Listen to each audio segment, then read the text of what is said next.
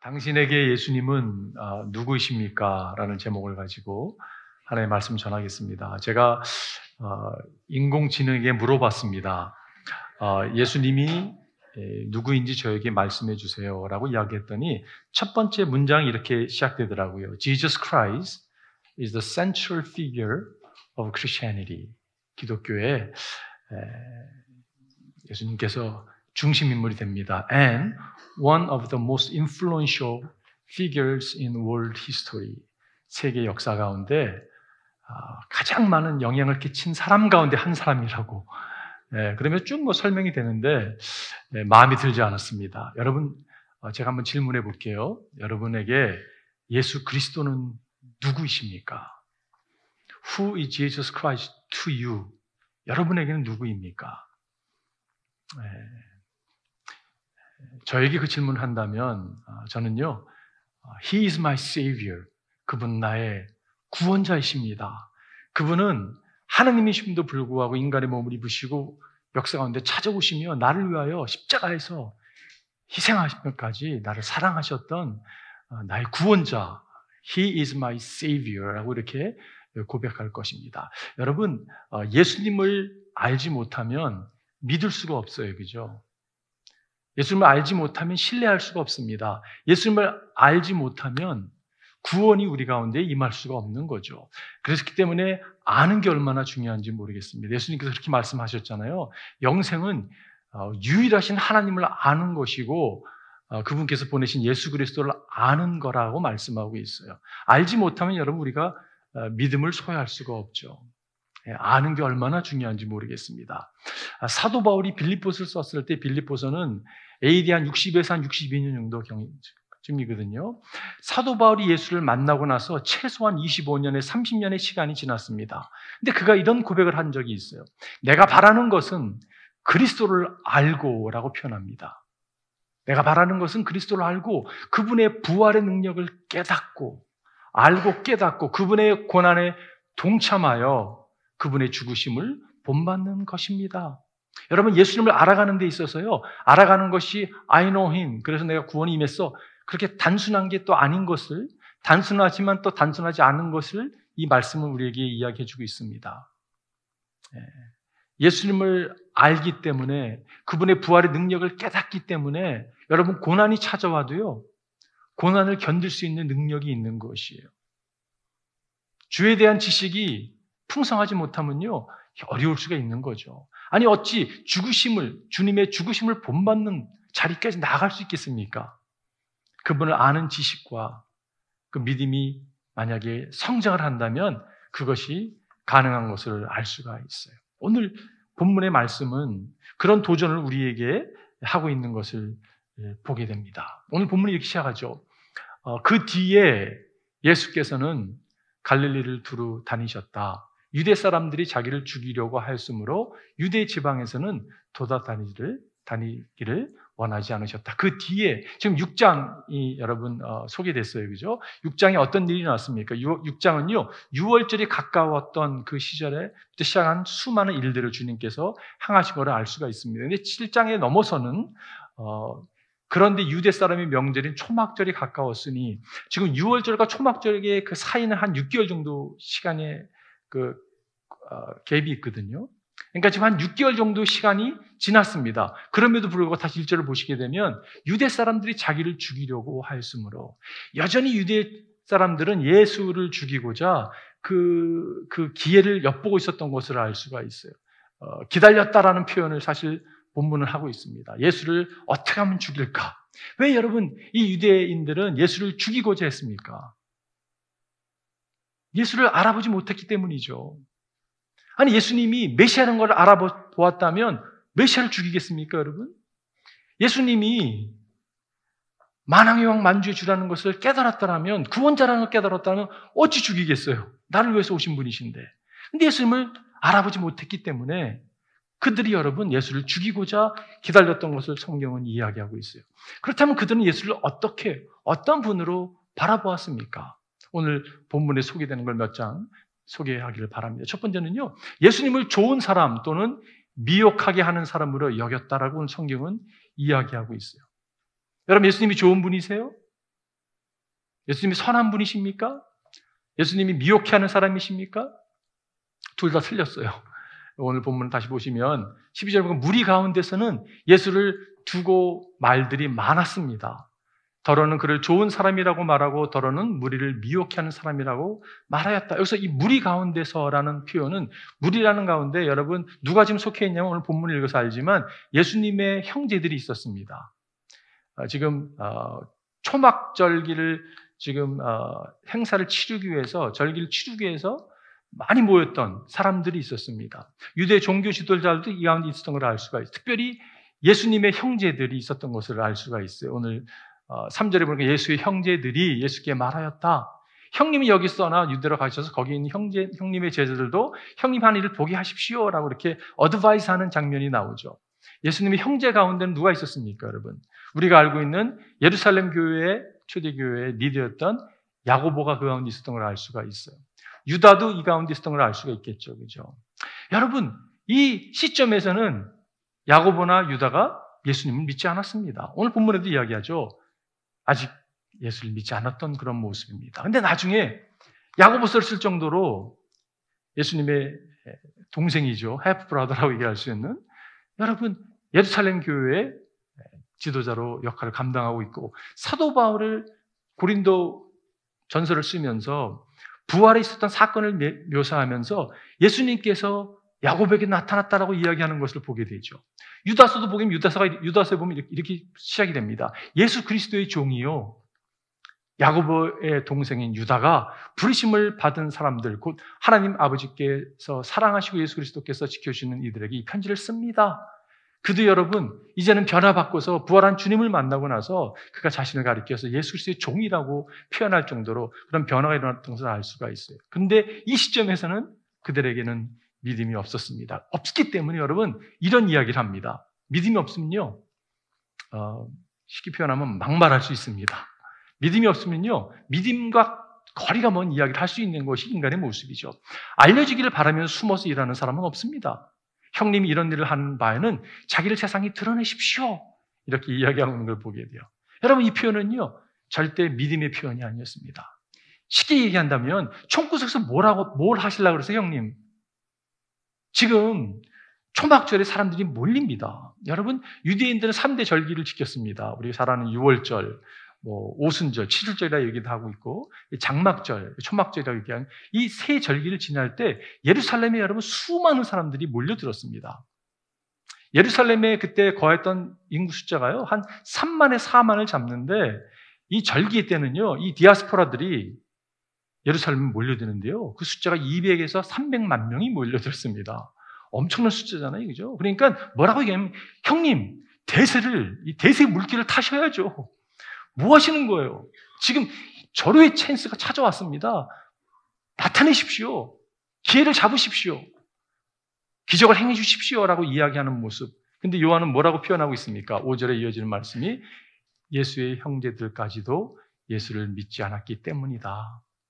예수를 믿지 않았기 때문에 이런 표현하는 것을 보게 돼요. 제가 이 말씀을 묵상하면서 무슨 생각이 들었냐면 가끔 보면요 교회에서도 이런 유혹을 받을 때가 있어요. 전도해야 되는데 세상에 어떤 방법으로 사용해서 전도해야 되지 않겠습니까? 주의를 행해야 되지 않겠습니까? 라고 이야기하고 있다는 것이 제 마음에 탁 걸렸어요. 그러면서 이건 아니구나. 여러분 사람이 주님께 돌아오는 것은 하나님의 영역이잖아요, 그죠? 우리가 할 수 있는 거 있습니다. 기도하는 거죠. 기다리는 거죠. 복음을 제시하는 거죠. 셋업하는 거죠. 그러나 하나님의 일을 우리가 막 끌어다가 한다면 그것은 신앙이 아닐 수 있다는 것이. 예를 들어서 내 시간에 하나님 일을 해주셔야 됩니다. 그거는요 알라딘 램프를 비벼서 지니에게 요구를 청하는 것과 비슷할 수 있다는 것이. 근데 거기서 주님이 뭐라고 말씀하시냐면 주님은 지금 때에 대해서 말씀하고 계시죠. 예수께서 그들에게 말씀하셨던 내 때는 아직 오지 않았다. 내 때는 오지 않았다. 하나님의 시간 테이블, 그 시간, 하나님의 십자가에서 행하실 일, 그 때가 이르지 않았다. 여러분과 저는 주님의 때를 기다리면서 기도하며 셋업하는 자리에 여러분과 제가 나아가기를 바라요. 제가 예수님의 형제들을 보면서 생각이 들었던 것이 무슨 마음이 들었냐면 교회 안에서도 아니 예수님과 함께 자라고 예수님을 늘 보았습니다. 그럼에도 불구하고 예수를 믿지 않았던 예수님의 형제들처럼 그럴 수도 있겠다라는 생각이 들어왔어요. 여러분 교회 안에 있다고 해서 다 신앙을 고백하고 예수님을 인격적으로 만났다고 이야기할 수 없을 것이에요. 저희 교회 박기호 선교사님 계시죠? 선교사님 사모님 박성규 선교사님과 한 달 정도 됐던 것 같아요. 우리 예배 끝나고 2부 예배 끝나고 그 새신자반에서 같이 식사를 이렇게 하게 됐습니다. 근데 손주 이야기를 하시는 거예요. 오늘 목사님 설교를 하시는데 손주가 생각났었다 그러면서 손주 얘기를 하는데 4학년 손자가 기독교 영화를 보다가 예수님을 믿어야 되겠다는 생각이 들어서 예수님을 영접하게 됐다는 것이에요. 여러분, 그 할아버지가 선교사님이세요? 할머니도 선교사님이세요? 아버지, 엄마도 선교 자녀로 크면서 신앙의 분위기 가운데 자랐던 그런 가정입니다. 그럼에도 불구하고 개인적으로 예수를 만나야 되는 거잖아요, 그죠?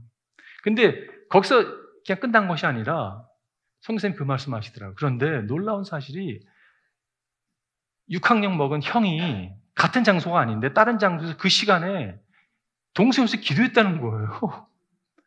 제가 그걸 딱 듣는 순간 아 이거구나. 여러분 우리가 할 수 있는 게 무엇입니까? 많은 분들이 기도했겠죠. 그런데 저는 그 형의 기도를 하나님이 들으셨다는 생각이 들어요. 우리가 할 수 있는 것이 무엇입니까, 여러분? 기도하는 거예요. 기다리는 거예요.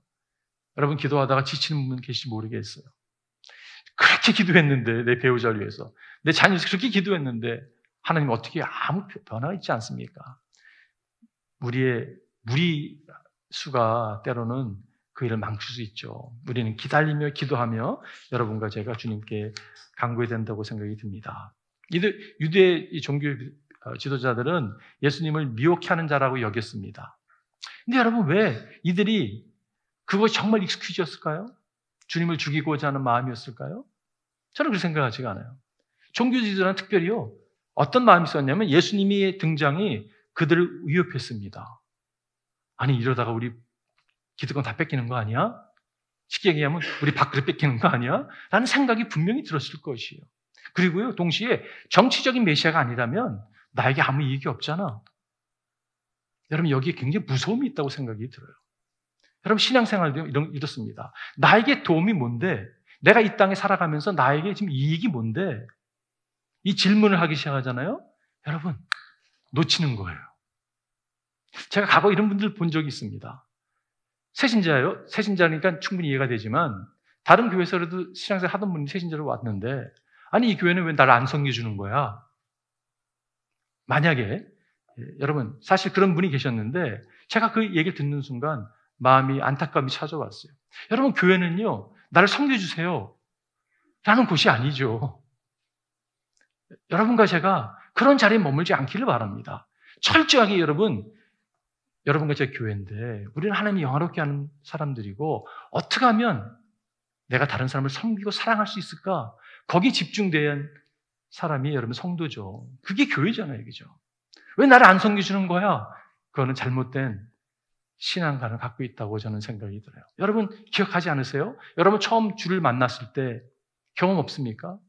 저는요 17살에 주를 만났습니다. 주님이 찾아와 주셨죠. 너무 감격스러웠어요. 미국 온 지 얼마 안 돼가지고 언어의 장벽과 문화의 충격 때문에 힘들어하던 저에게 주님은요 너무 신선한 복음으로 찾아왔습니다. 제가 자신을 바라보는 자아상이 다 망가져 있을 때예요. 근데 주님이 나를 바라보는 시선이요 너는 존귀한 자다. 내가 너를 사랑한다. 이것이 저를 완전히 정말 업사이드 다운 시켰습니다. 정말 변화를 가져다 주셨어요. 그때부터 여러분 제가 다른 사람의 눈이 들어오기 시작했어요. 그전에는요 다른 사람 볼 수 있는 여유가 없었습니다. 저는 확신합니다. 주의 영이 우리 가운데 들어오게 되면 자기 셀피시한 자기 중심적인 삶을 살아갈 수가 없습니다. 시간이 걸 수도 있겠죠. 그러나 계속 변화는 계속적으로 찾아오는 것을 보게 돼요. 아직도 기억납니다. 어머니 저희 차를 사줬는데 너는 맨날 그 차를 가지고 교회 라이드만 주고 다니냐고. 저는요 그때 라이드 주는 게 제 사명으로 그때 알았거든요. 어떻게 하면 섬길 수 있을까? 어떻게 하면 사랑할 수 있을까?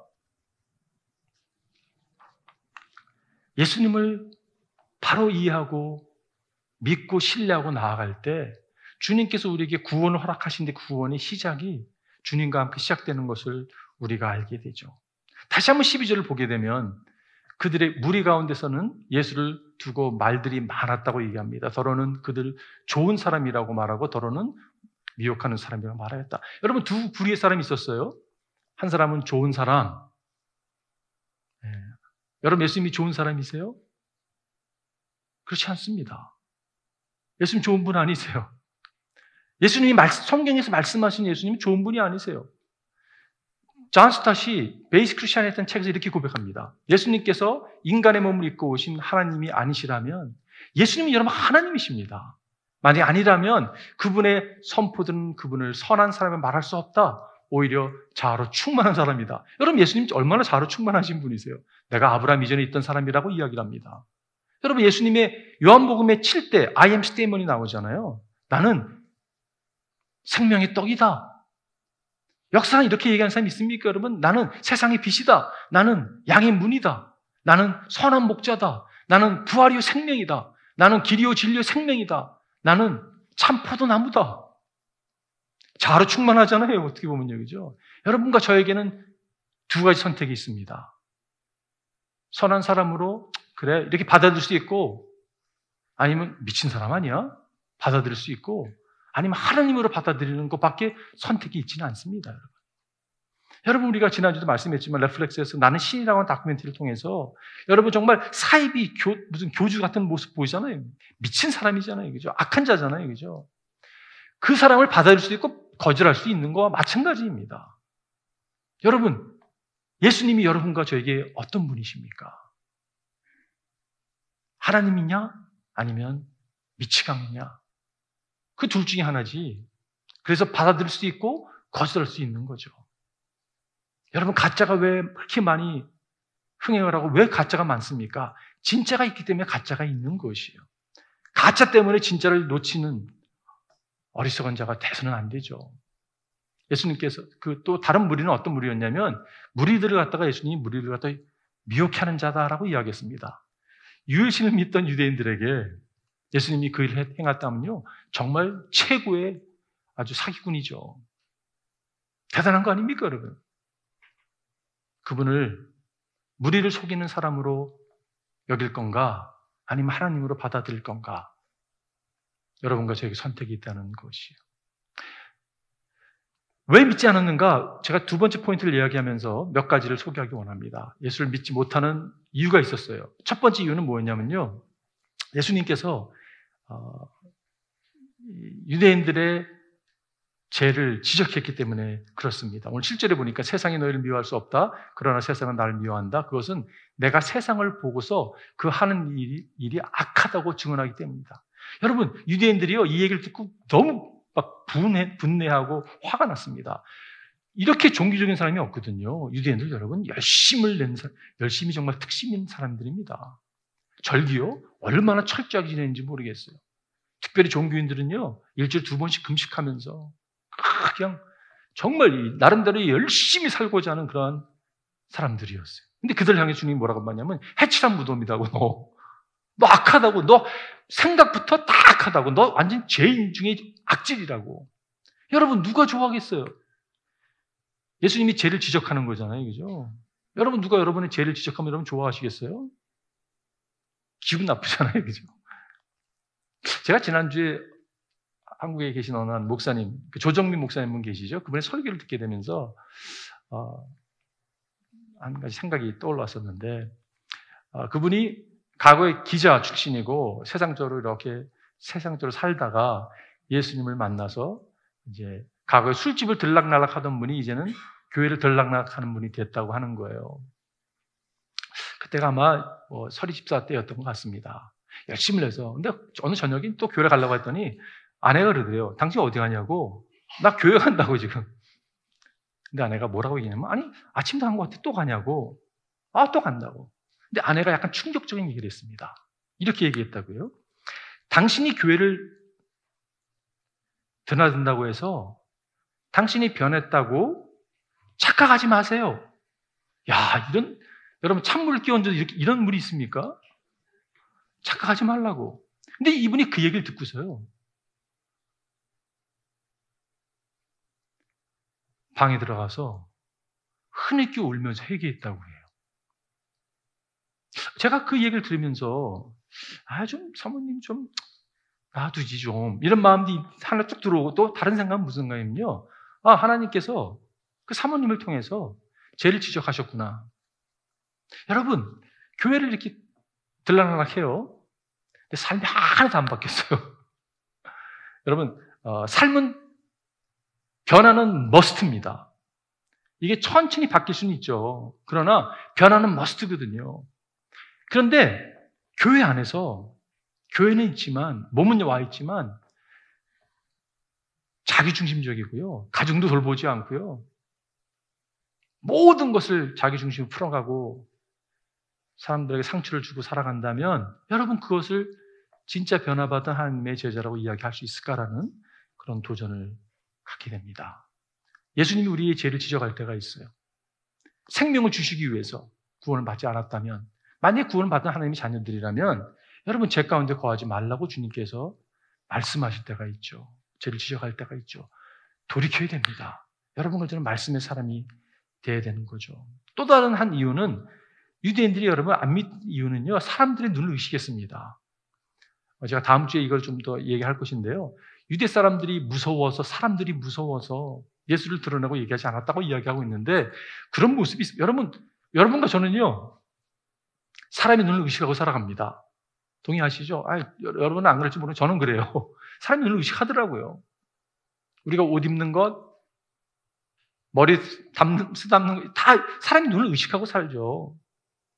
가방 들고 다니는 건 의식하고 살잖아요. 자동차 타고 다니는 사람 의식하고 삽니다. 근데 여러분, 정말 중요한 거는요, 하나님의 눈을 의식하고 살아가는 인생이에요. 이 삶이 복됩니다. 왜냐하면 주님을 위해서 응원하시거든요.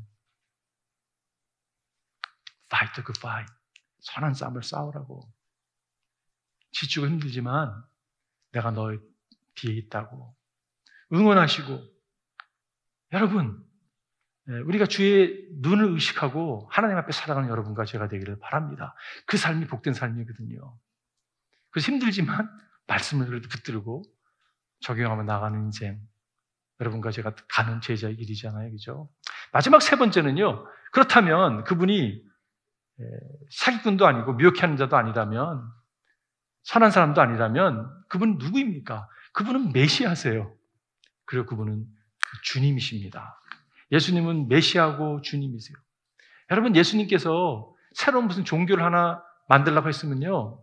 정말 대세의 물결을 탔어야죠. 동생들이 얘기한 대로 정말 막 예루살렘에 200만, 300만 몰리는 사람들을 막 동원해가지고요. 기적들 행하고 막 유명해지고 그렇게 했어야죠. 그죠?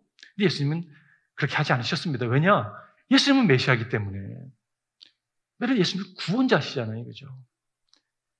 구원자였기 때문에 그 길을 택하지 않고 구원자의 길을 하나님의 시간을 구했다는 거죠. 예수님께서 그들에게 말씀하셨다. 내 때는 이 때가 무엇입니까? 십자가의 때잖아요. 그죠? 십자가를 지심으로 온 인류를 구원하고자 하셨던 예수님의 계획이 하나님 시간에 이루어진 것을 알 수가 있어요. 예수 십자가의 공로로 여러분과 제가 구속함을 받았습니다. 그분은 메시아십니다. 구원자이십니다. 그리고 그분은요, 주인이세요. 주님께서 이렇게 말씀하셔서 7절에 보면 세상이 너희를 미워할 수 없다. 그러나 세상이 나를 미워한다. 그것은 내가 세상을 보고서 그 하는 일을 악하다고 증언하기 때문이다. I testify라고 이야기하고 있어요. 수많은 하나님의 선지자들은 뭐라고 얘기했냐면요. 우리가 하나님께 범죄했습니다라고 이야기했어요. 근데 예수님은요. I testify. 내가 증언한다. 예수님은 죄가 없는 분이시잖아요. 그죠? 뭐라고까지 8장에서 말씀하시냐면 너희 가운데는 누가 나에게 죄가 있다고 단정하느냐? 내가 진리를 말하는데 어찌 나를 믿지 않느냐? 예수님은 여러분 주님이시기 때문에 하나님이시기 때문에 이렇게 고백했던 것을 우리가 알 수가 있어요. 베드로가 지난주에 우리가 말씀을 봤지만 당신은 하나님의 거룩한 분이십니다. 그건 하나님의 신성을 지금 드러내는 표현이었거든요. 당신은 하나님의 거룩한 분이십니다. 여러분과 제가 예수님을 주님으로 거룩한 분으로 알고 믿을 때 메시아로 알고 믿을 때 여러분과 저에게 구원이 명확하게 찾아온다는 것이요. 칼로스 올티스라고 하는 분이 계시죠. 제자입니까? 라고 하는 책 쓰신 분인데 그 책 가운데 나오는 한 이야기입니다. 어느 한 남자가요, 진주상에게 진주를 사고자 합니다. 진주를 너무 사고 싶은 거예요. 묻습니다. 이게 얼마냐고. 그러니까 very expensive. 너무 비싸다고. 그래도 얼마냐고. 그럼 내가 못 살 것 같냐고. 비싸니까. 아니라고. 모든 사람이 살 수 있다고. 아니 금방 비싸다고 얘기하지 않았냐고. 그렇지만 모든 사람이 살 수 있는 물건이기도 하다고. 얼마냐고 또 묻습니다. Everything you have. 네가 갖고 있는 모든 것, 그것이 가격이라는 거예요. 그럼 내가 사겠노라고. 은행에 탁 보니까 10,000불이 있는 거예요. 10,000불을 탁 지불합니다. 이게 전부냐고. 주머니 쳐집으니까 100불이 나왔어요. 그것도 내 거라고.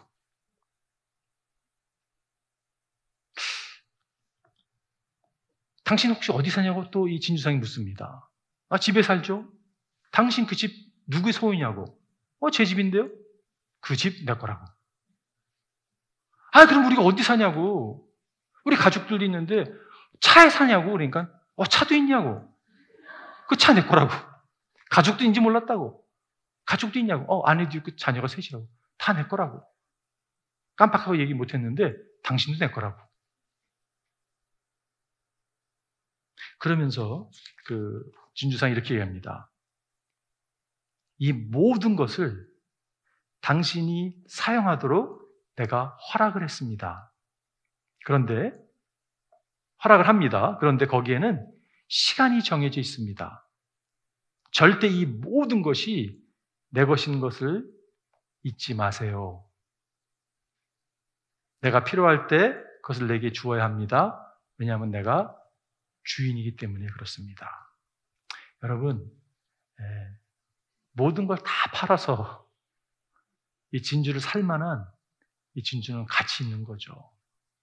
예수님은 여러분 메시아이기 때문에, 주인이기 때문에 우리가 모든 걸 다 희생하고도 절대 놓치지 않을 분이 예수 그리스도이십니다. 예수님은 여러분에게 누구이십니까? 오늘 제가 결론 말씀을 맞추면서 적용을 만약에 뽑는다면 첫 번째는요, 여러분 예수님을 개인적으로 만나야 합니다. 교회 다닌다고 해서 다 성도라고 이야기할 수 없어요. 그렇죠? 예수님을 만나야 되고요, 그 만난 주님을 매일 만나야 돼요. 만난 주님을요 우리가 매일 만나야 합니다. 이거는 이제 구원과 좀 별개되는 거죠. 매일 만날 수 있는 방법은 말씀이잖아요. 그죠? 여러분과 제가 말씀의 사람이 되어야 됩니다. 말씀에 사랑하라면 사랑하는 거예요. 사랑하지 않고 그냥 증오하고 손가락질하고 시기 질투하고 그 가운데 머물 수 있지는 않죠, 우리가. 그리고 여러분 인생은요, 영적인 전쟁을 치르는 전쟁터입니다. 여러분 가지 힘으로 감당하지 못합니다. 우리는요, 예수를 의지하고 승리하신 주님을 바라보고 이 전쟁에 나가야 되는 거죠. 제가 오늘 말씀을 마치면서 여러분 잘 아는 성경 구절 한 구절을 소개하고 마치려고 그래요. 너희는 먼저 하나님의 나라와 하나님의 의를 구하여라. 그리하면 이 모든 것을 너에게 더하여 주실 것이다. 여러분 좋아하는 말씀이잖아요. 그죠? 여러분 이 말씀 어떻게 이해하십니까? 너희는 먼저 하나님의 나라, 하나님의 통치를 이야기하는 거잖아요. 그죠? 하나님의 통치. 하나님의 섭리, 하나님 모든 걸 다스리는 분이잖아요. 하나님의 나라의 왕은 하나님이시죠. 그분의 왕의 통치 아래 우리가 살아가는 거죠. 하나님의 의는 무엇입니까? 여러분과 제 자신의 의로 구원받지 못하죠. 예수 그리스도의 의를, 하나님의 의를 이야기하고 있습니다. 이것은 복음이고 이것은 대속하신 일이에요.